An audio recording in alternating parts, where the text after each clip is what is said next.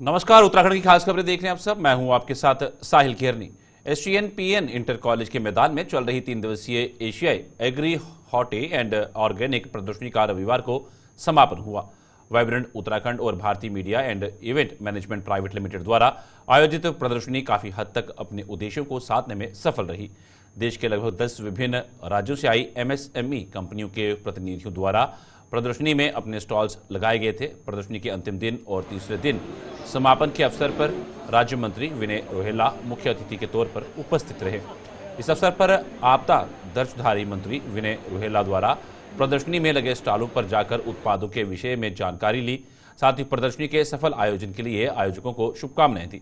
इस दौरान राज्य मंत्री विनय रोहेला ने कहा कि मुख्यमंत्री पुष्कर सिंह धामी ने प्रदर्शनी को लेकर अपना एक संदेश भी उनके माध्यम से भेजा है, जिसमें मुख्यमंत्री पुष्कर सिंह धामी द्वारा इस तरह की प्रदर्शनियों को लगातार कराए जाने की बात कही गई।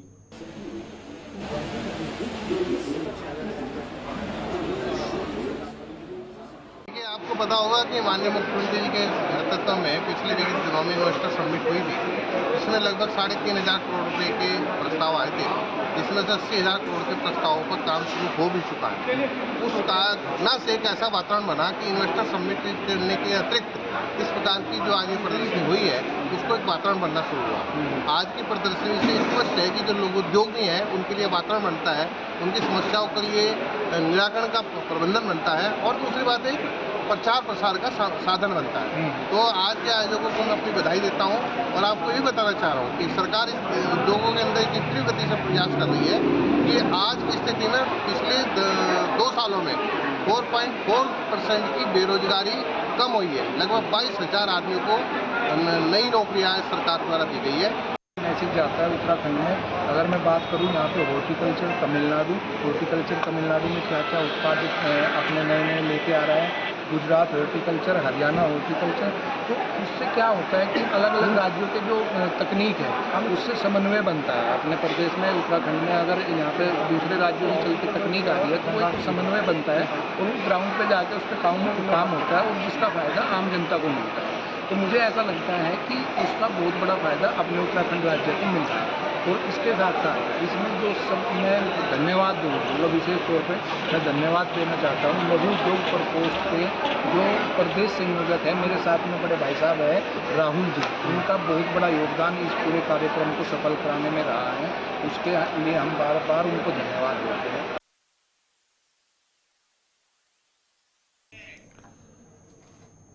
भाजपा के वरिष्ठ नेता उत्तराखंड प्रभारी दुष्यंत कुमार गौतम ने मसूरी पहुंचकर सदस्यता अभियान के तहत भाजपा कार्यकर्ताओं के साथ बैठक की और अधिक से अधिक संख्या में सदस्यता अभियान में आम लोगों को शामिल करने का आह्वान किया। उन्होंने भाजपा कार्यकर्ताओं के साथ बैठक में विभिन्न बिंदुओं पर चर्चा की और कार्यकर्ताओं में नया जोश भरने के साथ ही भाजपा की रीति नीति को जन जन तक पहुंचाने का आह्वान किया। एक होटल के सभागार में आयोजित कार्यक्रम में उत्तराखंड प्रदेश प्रभारी दुष्यंत कुमार गौतम ने कहा कि पूरे देश में सदस्यता अभियान चलाया जा रहा है और बड़ी संख्या में लोग भाजपा में शामिल हो रहे हैं। पत्रकारों से बातचीत करते हुए प्रदेश प्रभारी ने कहा कि भाजपा का संगठन हर 6 साल बाद सदस्यता अभियान चलाता है। उन्होंने कहा कि जम्मू कश्मीर और हरियाणा में भाजपा की सरकार बननी तय है।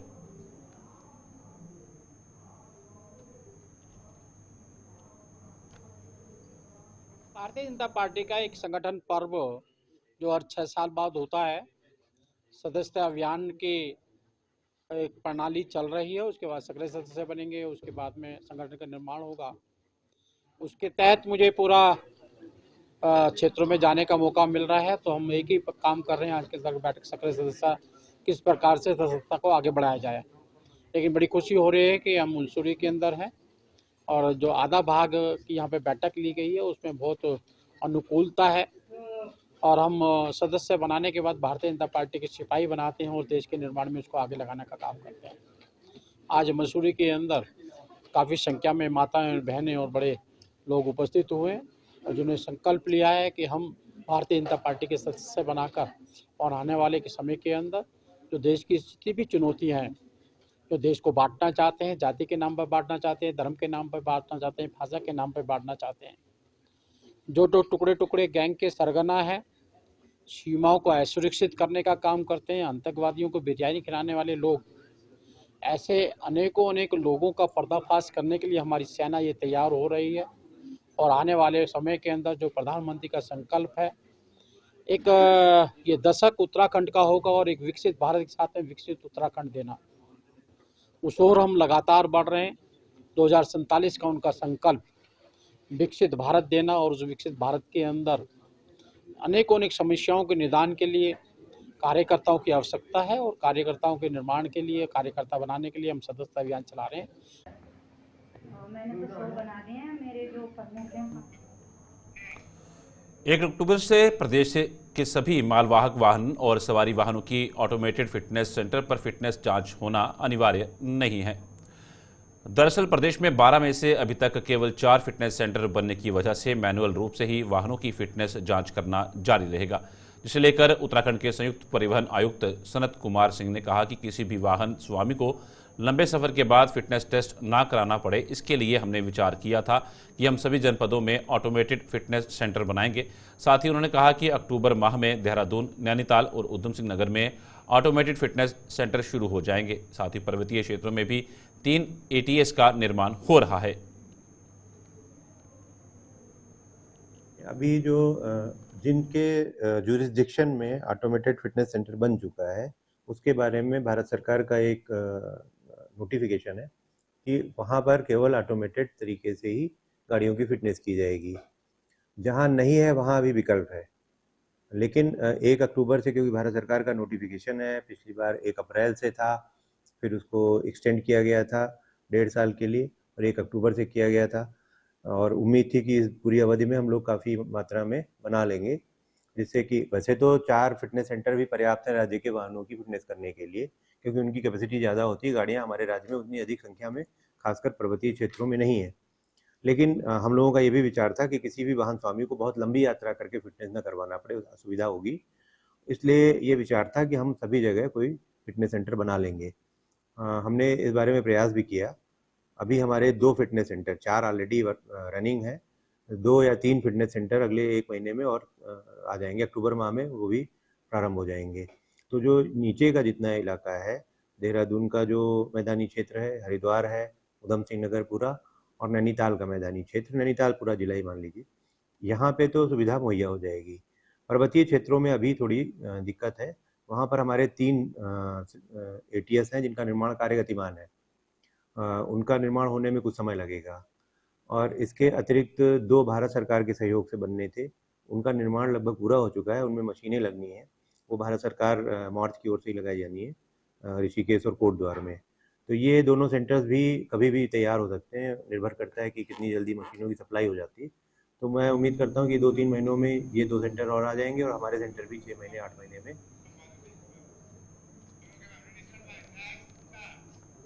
उत्तराखंड जनपद देहरादून के जनजातीय क्षेत्र जौनसर बाबर चक्राता विधानसभा देवभूमि लाखा मंडल में पांडवकालीन लाक्षागृह बॉलीवुड के निर्माता निर्देशक जयप्रकाश दर्शन करने पहुंचे। वहीं उन्होंने पांडवकालीन गुफा के दर्शन किए और अपनी आगामी डॉक्यूमेंट्री शूट करने के लिए लोकेशन भी देखी।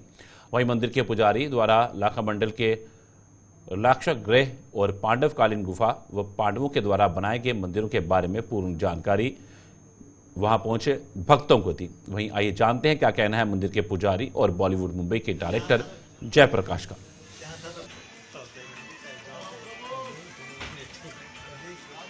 दिन से ढूंढ रहे हैं, बराबर ढूंढ रहे हैं और बहुत अच्छी अच्छी लोकेशंस मिली है। मेरा दिल खुश हो गया है कि मैं तो अभी सोचा था कि एक फिल्म बनाने के लिए, लेकिन इसमें तो दिमाग में आ रहा कि बहुत सारी चीज़ें जो कि अभी किसी ने छुआ नहीं है और आप लोग के सहयोग से मैं ये फिल्म तो कर ही रहा हूँ। आज मेरा लास्ट डे है यहाँ पे और अद्भुत चीज़ें देखी है जो कि मैंने कभी किताबों में थोड़ा बहुत पढ़ा था या लोगों को जिक्र सुना था, लेकिन यहाँ साक्षात देखा लोगों का। और जौनसार में जितने लोग हैं इतने मेहमान नवाजी हैं लोग और कैन यू इमेजिन कि मतलब हम जैसे स्वर्ग में आ गए हों। ऐसी जगह को कोई एक्सप्लोर नहीं किया आज तक। मैं अपने जो बॉम्बे में और लोग हैं मैं उनसे बताऊँगा कि आप जाओ, शूटिंग करो वहाँ पे लोगों को और एक्सप्लोर करो, अच्छे अच्छे लोकेशंस पे जाओ। और मेरे जो लाइन प्रोड्यूसर हैं मजीठिया जी, पंजाब कुमार मजीठिया जी, वो निरंतर सहयोग कर रहे हैं, तरह तरह की लोकेशन दिखा रहे हैं, तरह तरह के लोगों से मिलवा रहे हैं, तरह तरह के लोग से अट्रैक्शन मुझे बढ़ रहा है और कि मैं 1-2 दिन और रुक जाऊँ ये मन कर रहा, बट मेरी भी मजबूरी है। मैं 2-3 दिन के लिए आया था और उसके बाद लगातार वरिष्ठ पत्रकार अनिल दुबे जी, उनका सहयोग तो मतलब अमेजिंग रहा है। बड़े भाई की तरीके से एकदम साथ में लगे रहे। बीच बीच में उन्होंने अपनी न्यूज़ भी कवरेज हमको दिया, मीडिया से भी बहुत सहयोग मिला और लोगों से निरंतर मिलवाते रहे। जयप्रकाश जी, आपने के मंदिर गया और बशीर जो बड़े भाई उनके हैं, मैं जब ये वाले भाई के पास गया, मैं एकदम शरीर जैसे मेरी एकदम हल्की हो गई। मुझे लग रहा कि कोई मेरे अंदर जैसे प्रवेश करके बहुत अच्छा लग रहा था और इतना अच्छा महसूस कर रहा था कि मतलब कैन यू इमेजिन कि ये साक्षात उनसे मुझे दर्शन हो रहे हैं, ऐसा लग रहा था मुझे। जयप्रकाश, अभी मैं नवंबर में अभी लोगों से पता चला है कि यहाँ दिवाली 1 महीने बाद होती है, बुढ़िया दिवाली जिसको बोलते हैं। मैं नवंबर से यहाँ काम शुरू कर रहा हूँ, कई चरणों में काम करूँगा कि बीच बीच में कई ऐसे रिचुअल्स, ऐसे त्यौहार आ रहे हैं कि हम उसको हम मिस नहीं कर सकते। जयप्रकाश जी, आप देखिए, उत्तराखंड नो डाउट पहले उतना नहीं था, लेकिन अब लोग आ रहे हैं। मेरे 1-2 मित्रों ने भी बताया कि वहाँ जा रहे हैं, या जो हमारे पंजाब मजीठिया जी हैं वो लोगों को लेके आ रहे हैं उत्तराखंड के लिए। ये लोकेशन देखिए, शूट करिए, बढ़ावा देने के लिए। लेकिन ये लोकेशन अद्भुत है, स्वर्ग जैसा है।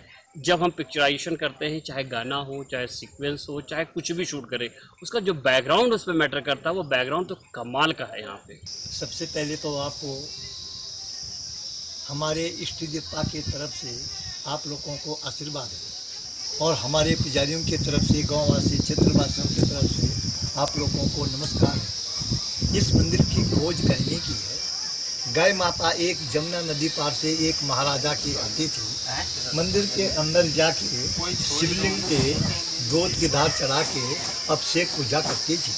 तो अंदर वाला जो शंभू है, जिसकी खोज गहनी की है, वो सतयुग का है। जिस समय लक्ष्मी सरस्वती सती माँ का अवतार हुआ था, आपने अंदर चरण पादुका देखा पार्वती माँ का। 5 साल की कन्या रूप में पार्वती माँ ने शिव पाने को घोर तपस्या की है 12,000 साल तक, तब जाके भोले बाबा प्रसन्न हुए हैं।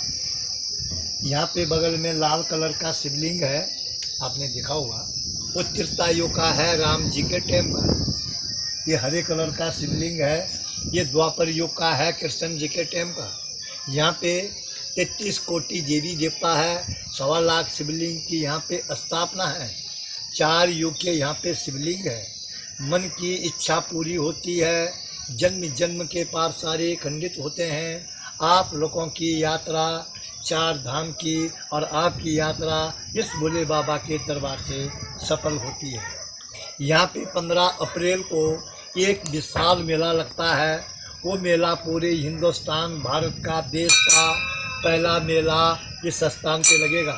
उसके बाद पूरे देश में मेले होंगे, 4 धाम के कपाट उसके बाद खुलेंगे।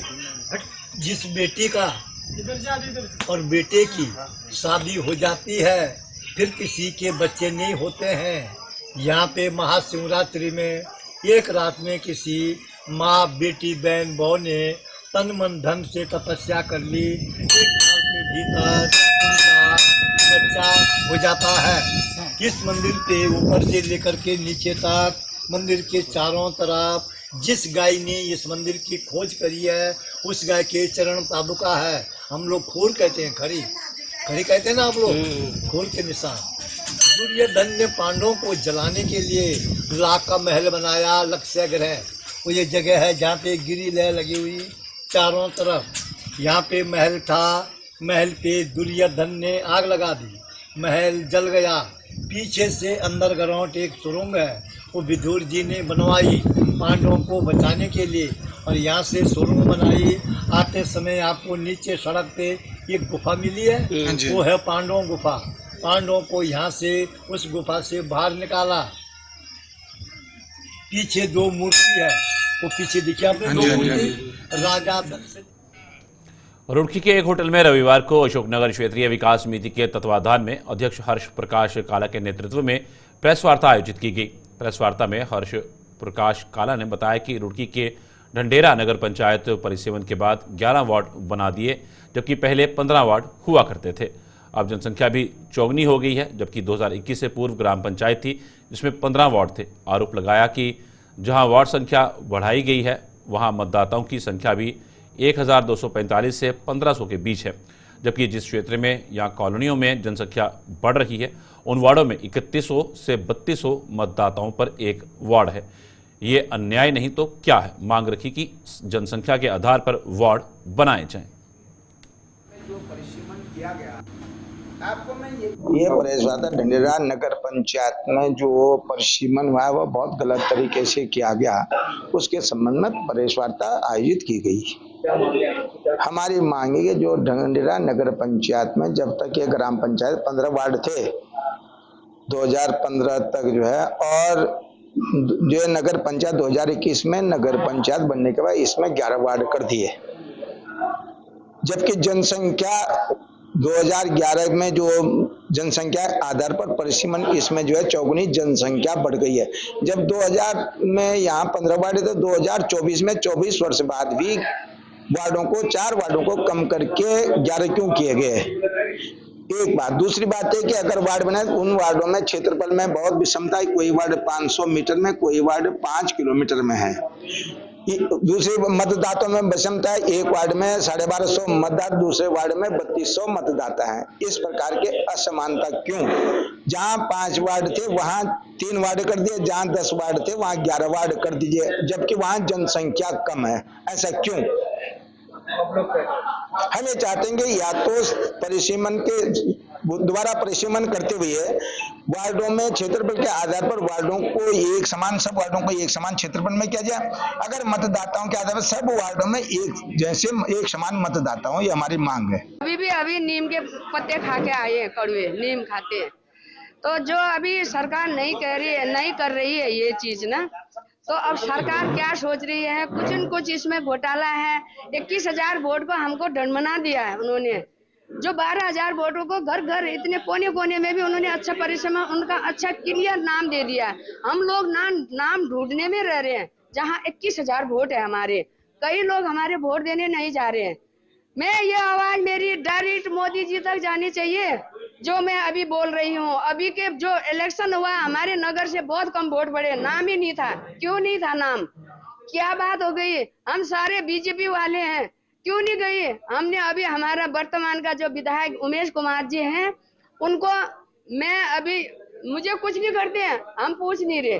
3 साल 2.5 साल हो गए हम विकास से वंचित हैं।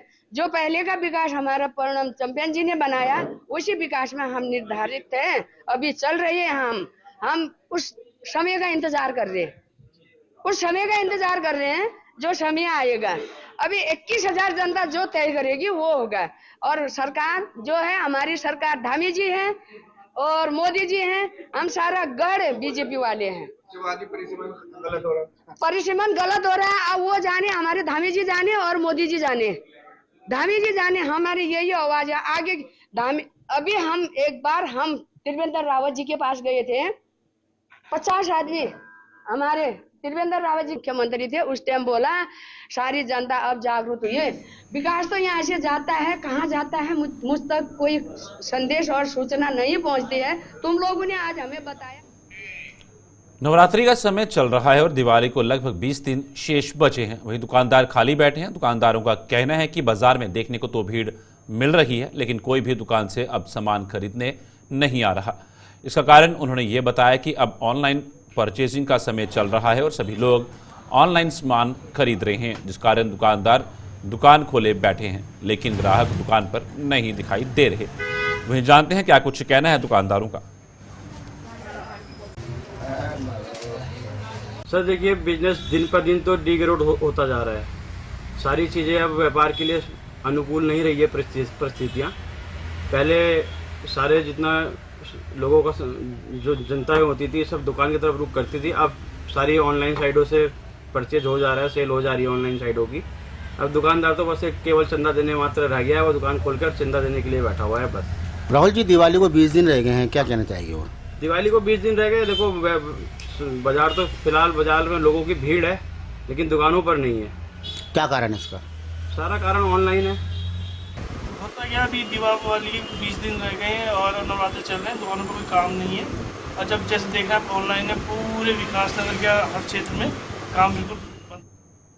मंगलौर के केवल कन्या पाठशाला की 2 छात्राओं को बागेश्वर जूडो कराटे की प्रतियोगिता में सिल्वर और गोल्ड मेडल मिलने के बाद स्कूल प्रबंधन ने दोनों छात्राओं साथ में उनकी माताओं के साथ ट्रेनर अलीशा चौधरी को भी ट्रॉफी देकर सम्मानित किया।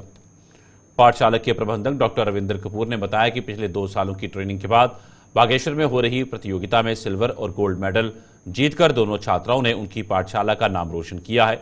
वहीं खंड शिक्षा अधिकारी महराज ने भी जीतकर आई छात्राओं को बधाई दी और उनके मुस्तकबिल को कामयाब बनाने को आशीर्वाद दिया।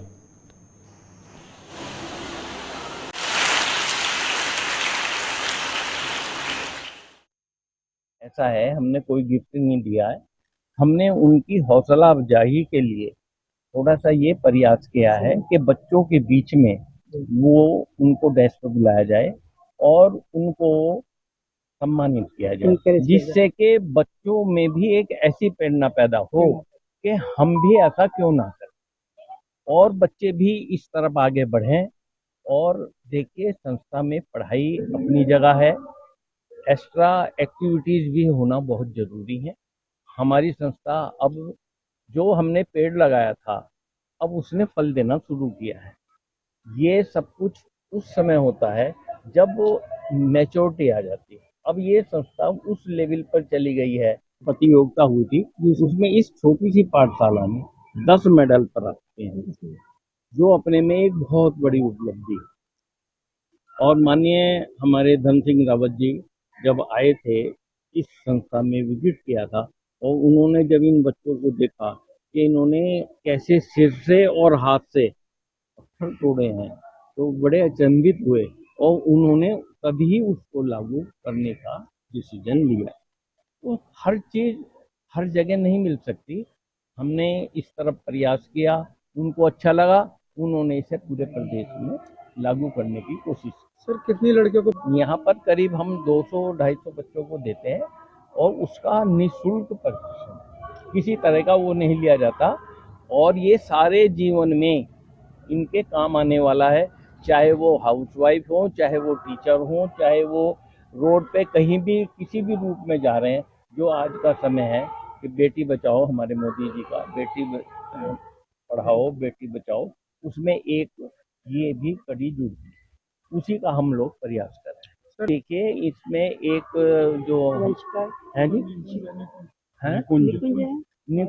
निकुंज है, वो लड़की प्रथम आई है, क्योंकि पूरे प्रदेश में बागेश्वर में जो ये प्रतियोगिता हुई उसके अंदर 2 लड़के और 2 लड़की सेलेक्ट हुई, जिसमें से दोनों लड़की आपके केवल कन्या पाठशाला इंटर कॉलेज से हैं।